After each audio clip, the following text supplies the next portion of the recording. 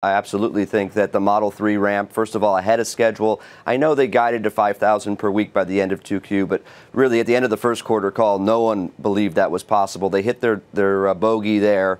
And, we do believe the Model 3, and what people might be missing here is that the vertical integration they've been investing all this cash and capital expenditure into for the last few years makes for higher yields for a lot of the small nook and cranny parts, and therefore lower costs on those parts. So even at $35,000 to $40,000, we think this vehicle is profitable, but they're far clear of that. The average selling price we think will be closer to $50,000 as we look ahead to 3Q and 4Q. And when do you think, or do you think, there will be a moment at which they're going to need to go raise additional capital? Well, we've been saying that the answer is yes. We do believe that it would make sense for them to raise capital on the heels of the momentum they've generated here. If they are profitable in 3Q and 4Q, and the Model 3 ramp is going, very well on its way to 10,000 units per week, why not raise capital for the Model Y, for a China Gigafactory, for an EU factory? We asked them that question point blank again last night. We asked them about the Wells notice as well. They continue to believe that they can self-fund their growth from here. So at this point, we do speculate that they likely will, but they're resisting that, the answer to that question. Right. How much do you think the withering criticism from short sellers, disbelievers, and others has been on this company? Because it's almost a daily, hourly, go on Twitter, and also then you're seeing Elon Musk himself responding on Twitter. And as an investor, how concerned are you even that he has engaged in all of this?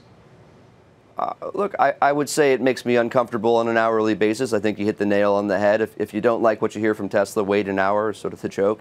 We sit sort of with, other guests you have here on the MSNBC side that talk about Trump's tweeting. I mean, we have a similar issue here, I think, with Elon. We think he should, quite frankly, stay out of anything that's non-business related, and even most of the business-related communications, we think some tend to go too far. Now, that being said, to this point, Tesla doesn't spend anything in advertising, and they have one of the most formidable brands in the auto industry globally, especially on when you consider other luxury brands. So tweeting has been helping him, I think, and helping the firm over time, but certainly he's taken that to an extreme, and we're uncomfortable with some of the non-business related tweets he's engaged in. Jamie, I want to go back to the capital raise that you mentioned, and clearly you sound quite supportive of that idea. To what extent would that be quite hard for Musk and Tesla to sell to the market and to those short sellers, given the extended focus every quarter on their cash position? Would it not come across as a very weak thing to have to be doing? And what is your latest thoughts on the cash position?